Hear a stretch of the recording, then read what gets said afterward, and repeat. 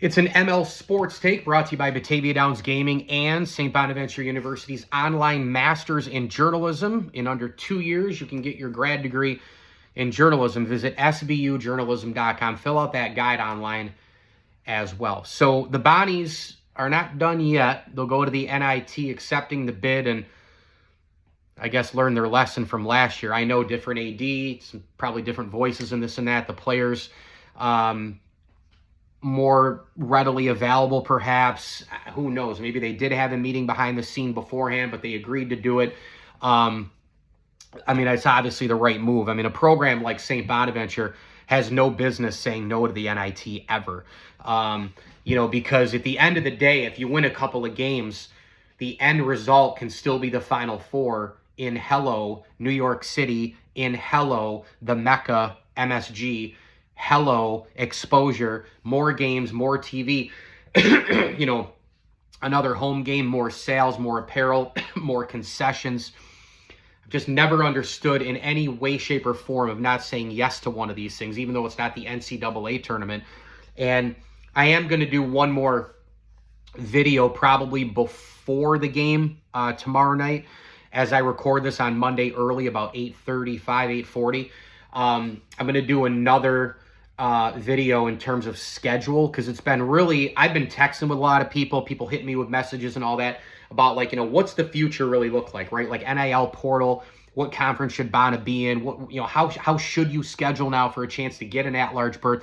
And I got to tell you, I mean, watching North Carolina with their resume getting into the last four and into the NCAA tournament, there's literally no hope now.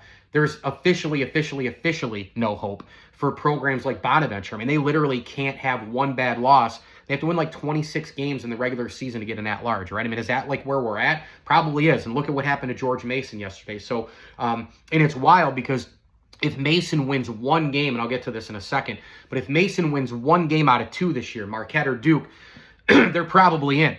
And they left it all out on the floor yesterday. The two clear-cut A-10 teams, best A-10 teams, I should say, in VCU and Mason, were in that final yesterday, and they left it all out on the floor. So, again, what do you do? I don't know. I don't know what the perfect rhyme and reason is. I really don't. But I'm going to get into that schedule thing deeper in terms of what maybe they should do moving forward. I also have no idea why my screen just... Oh, I had Twitter up, and it was... I got sort of the night version of Twitter, right? To keep it a little black, easier on the eyes. And I clicked to the next screen. It was bright. So sorry for the darkness. Let me see. I probably look better in the dark, right? I mean, I have to look better in the dark. Anyway, this is the right move. You play in the NIT. You keep playing games until you don't. You keep the season going until you can't. I'm not saying I feel great, but don't you feel a little bit better about the way the season went at this point that you're playing in postseason, right? I mean, you feel a little bit better. You get to see another game. It's on an ESPN family of network channel. You get to see the uniform one more time. I mean, come on. Now Kent State's a decent team, and that's the thing where we are in college basketball. The average NIT team won 22 games. I mean, that says it all, right? You can have a lot of decent teams, but not good to great to elite teams, and teams that are NCAA tournament-bound teams. But you can still have decent, good college basketball teams. Usually there are a couple in the NIT where you go, boy, this team could win 3 or 4 in a row if they ever got into the tournament. It's funny. I look at a team like St. Louis still, where if they had won the A-10 tournament, like could they have made noise in the NCAAs? Of course. We always look at that, right? We always sit there and go, man, could you imagine if they had done ABC and gotten into the NCAA? They might have been in the Elite 8 if you get hot. That's just how this tournament stuff works. The one game off stuff is just... It's wild, man. It really is. But we go through that all the time, and we go through snubs and this and that, and teams who, whether they get it, choose to get in, choose not, this and that. There's always a team 2 or 3 or 4 where you look at it and go, man, if they got in the NCAAs, look out. But I think that at the end of the day, when the NIT came out, I know there were a couple of schools that said no thanks, and that's fine. That's their prerogative. Bonaventure said yes. I applaud them for making the right move here. I mean, last year, everybody knows I was pissed off at having to find out on ESPN that Bonaventure said no to it, and then the meeting behind closed doors, and they didn't have enough of the personnel roster and all that. It was a joint decision. I had JP Butler on to talk about it. Here's the thing. If you decide that you're not going and players are going into the NIL portal thing, and all that's discussed behind the curtain, if you came to the decision to not play, people still deserve to know.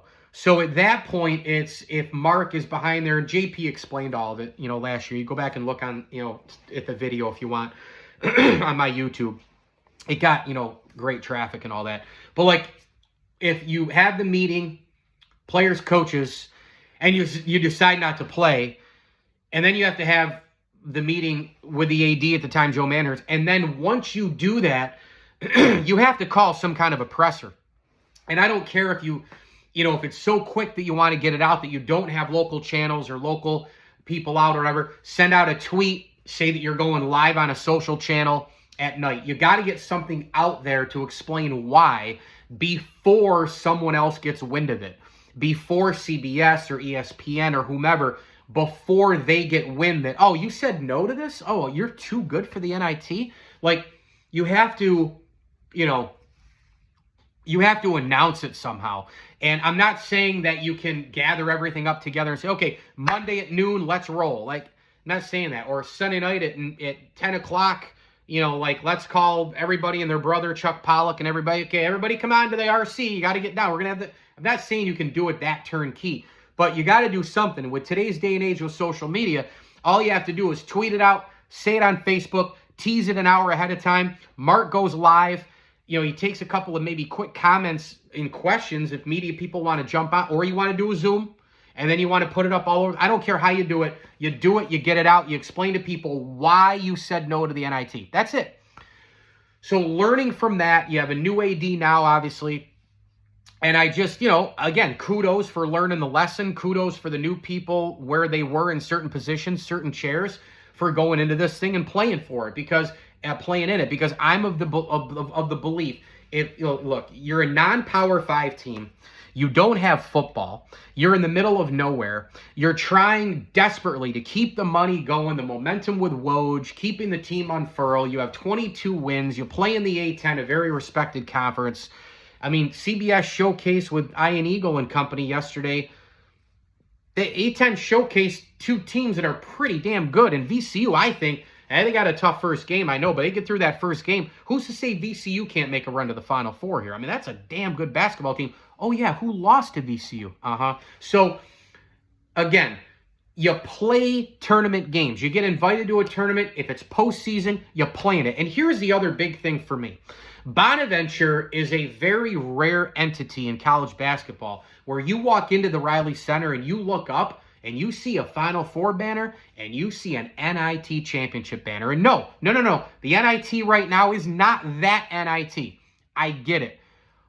But Bonaventure has NIT history, being there a ton of times, 50s, 60s, 70s, winning it in 77. They have a very special lineage and a very special history with the NIT to when you play it, that's going to get talked about in the broadcast. That's going to get very, very, very positive news in the telecast. It's going to be, I wish I was on that broadcast, to be honest with you, but it's going to get a lot. It's going to get a lot of that. You're going to see the banner up there. It's going to bring back a lot of that stuff. It's going to bring the Bona history into the conversation on that telecast. If you win against Kent State and you keep moving on, you never know. You get some momentum. Maybe Bonaventure starts playing their best basketball of the year in the NIT. Who knows? Maybe you end up in New York City. And then we're representing because we're Bona faithful. That's right. In the Mecca, in New York City. We've seen it before. So this is how it's supposed to be. If you don't make the NCAAs and you're a mid-major team and it's so awfully difficult to get respect, if Bonaventure wins 5 more games this year, they're still not getting in the NCAA tournament, right? I mean, let's face it. Think about that for just a second. If they had only lost 4 or 5 games this year, they still don't probably get an at-large bid. Look what we just saw with George Mason. So it's so hard. You got to overly do it. And that's why I'm going to get into the schedule stuff in order to get an at-large. So what's the next best thing after you started strong with a weak schedule and then you collapsed down the stretch, had a brutal end to the regular season, you couldn't win the A10 tournament? What's the next best thing for everybody involved? Boosters, players, coaches, program, fans, alumni, media. What's the next best thing? Play another game in a postseason tournament that you have a major history with. Duh, right? So here we go. Bonaventure is going to play on Tuesday night. They're going to play against Kent State. It's going to be at the Riley Center, and it's going to be on ESPNU. And for God's sakes, can you please show up? You know, I think it's on ESPNU. If you are in the area, it's a postseason game. It's 7 o'clock on a Tuesday. I know people have families. I know you have extracurricular activities. You've got this and that. Little Johnny's got to do math homework. I've got it, right? Like maybe, Melissa's got dance recital. Whatever. I get it. If you can't make it, you can't make it. But if you are in a spot to go to the game, please go to the game. Please go to the game. Students, get your shit together. Get to the game. It's a Tuesday night. You know, if you're drinking 5 nights a week, just take a night off. For a few hours at least. Just go to the game. You know, pack the Riley Center. Prove me wrong, right? Put some kind of a decent crowd in there and go win a friggin' basketball game, for God's sakes. You know, but you think about the way this season went and that turning point game against LaSalle and all the other losses and the 3-game losing streak and another 3-game losing streak. And, it's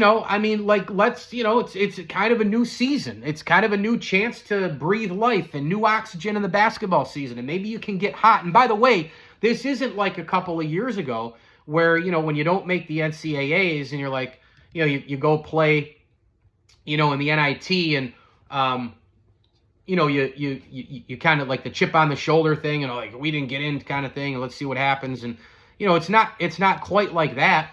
In 21-22, right? It's not quite like that. I mean, that the Bonnies were a 20-9 outfit that year. They were 12-5 in the A10. You had a couple canceled game, postponed game. It was a weird deal, man. It was a weird 21-22 year. We remember that. But, you go into the NIT and you beat Colorado, you beat Oklahoma, you beat Virginia. 3 Power 5 schools, you lose to Xavier in New York City, right? But it was, didn't get in. That was Ironman 2.0. They started the year super strong. They win the tournament in the Carolinas, right? We remember that year. They started, what was that, 5-0, lost to Northern Iowa. That was a bummer. But, they started the year 8-1 overall, gave UConn everything they could handle, right? We remember that year. I mean, that was a year where we all thought tournament. They started, ranked and all that. And then it was, oh, boy, the season kind of fell off a little bit. Once they were 10-3, things changed. They had a huge win streak in February all the way through to 19-7. And they lose to VCU on the road. They beat Richmond. They lose to St. Louis in the tournament. And, and that was it. I mean, that was a 1-point loss. It was a brutal loss. And then it was, okay, well, NIT, let's go try to win the damn thing. Even though you're supposed to be a tournament team. They play with a chip on the shoulder. This is a little bit different. This is a team that, collapsed, but I don't think there was any point in the beginning of the year that I felt, and many of you felt like, okay, at-large, maybe at-large. I mean, they still had to do way more than so many other programs to get an at-large, even with that great start. So you kind of go through it all, the trials, tribulations, the point guard spot, the LaSalle loss, the season changes quickly. You have a lot of trouble in the A10. You've got some bad losses. You're losing on the road. You're losing at home. The crowds aren't good. All of a sudden, things got real stale and real Well, you know what? You get asked, you go to the NIT, and now you play a home game. More revenue, more apparel sales, more concession sales, more TV exposure, more NIT history talk. Maybe you can get hot. Maybe you can get to New York again, and then it helps recruiting. This makes sense. ML Sports Take, brought to you by our good friends at Welch & Company Jewelers. Shop the showcase today at welchjewelers.com and St. Bonaventure University's online master's in journalism.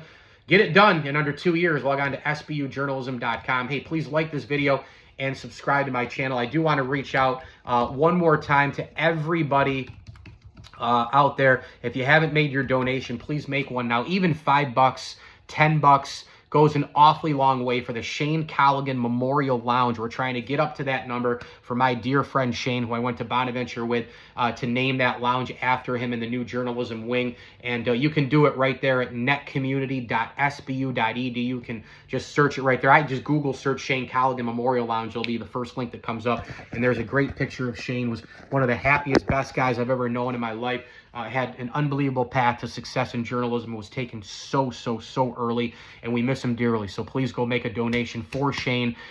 Even $5 gets it done. Every journalism student, every graduate, everybody out there listening to this, get it done. $5 each. That's it. And we could probably get close to hitting that number. We're soaring. We got to get there. And we're going to keep going and grinding. We got, another month and a half left to go. So final pushes here. Please share it. Please tell everybody about it. And again, even $3, $5, $7, $10, if you could do it, that'd be great. Mike Lindsley with you here. It's an ML Sports Take. Bonnie's in the NIT. Tuesday night, Kent State at the RC. And as I always tell you, enjoy the games.